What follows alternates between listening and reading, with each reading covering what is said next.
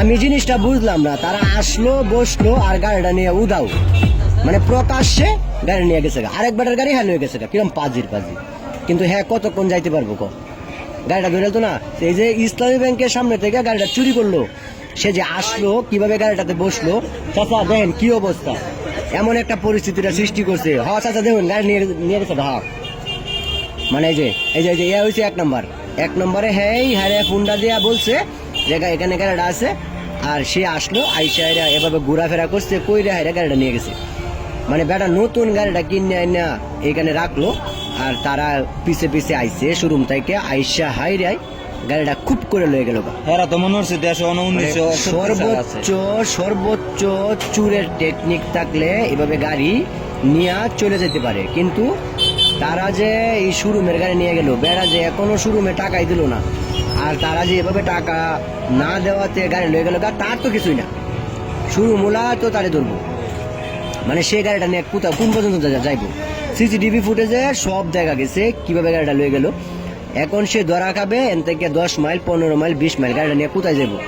আশেপাশে কোনো জায়গায় সে যাইতে পারবো, তার আগেই তো সে ধরা খাইবো, তারপরে তার কি অবস্থা হইব, এটা হচ্ছে সব থেকে বড় বিষয়।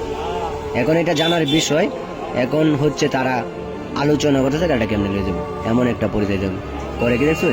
মানে সে এখন গাড়ির যে মানে তাদের এমন টেকনিক, তারা মানে চাবি ছাড়াই গাড়ি স্টার্ট লয় না, এমন একটা পরিস্থিতি হয়েছে। এই যে দেখতেছে কেমনে কি করা যায়, মানে এতটা টেকনিক, মানে এরা আসলে খুবই অভিজ্ঞ চোর, মানে হচ্ছে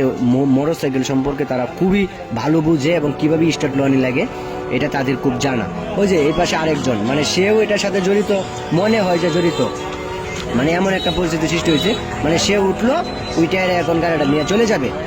মানে সে আবার নামছে, যে আরেকজন আইসে মনে করছে তারই গাড়ি, ঠিক আছে মনে করছে তারই গাড়ি, কিন্তু আসলে না, গাড়িটা তার না, গাড়িটা আরেক বেটার, কিন্তু এখানে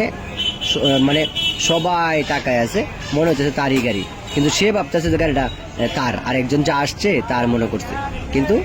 যখন গিয়েছে গা ধরা খাইয়ে ফেলছে। কিন্তু পরবর্তীতে আমরা জানতে পারছি যে বিষয়টা কিভাবে ঘটলো, মানে সে আসছে এভাবে, মানে সে যদি মাস্ক পরতো তাহলেও একটা বিষয় আছিল, কিন্তু মাস্ক তো পরে নাই, সে তো প্রকাশ্য দিবালোকে সে ঘোরাফেরা করতেছে, তারা চিনা যেতেছে যে সে আসলে কি ঘটনাটা করছে, মানে সে বুঝেই না যে এই জায়গায় সিসি ক্যামেরা ফিটিং, এটা সে বুঝে নাই, যদি বুঝতো তাহলে এই চুরিটা করতো না। মানে এমনভাবে সিস্টেম কইরা তারপরে হচ্ছে গাড়িটা নিয়ে সে উদাও, মানে প্রকাশ্যে এমনভাবে গাড়ি নিয়ে গেছে। দেখেন অবস্থা দেখেন, মানে সে এখানে কি করতেছে, মানে কি জানি কি করবো, লাইন টাইন জুড়ে দিব, পুশ করে মনে করেন যে গাড়ি স্টার্ট লইলেই গাড়ি নিয়ে যাবো, মানে তার সিরিয়া মনে করেন যে আরেকটার সাথে হয়তো বা কানেক্টেড দিয়ে দিছে,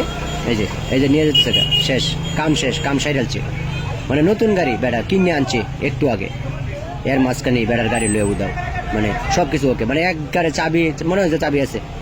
মানে এমন অবস্থা পরিস্থিতি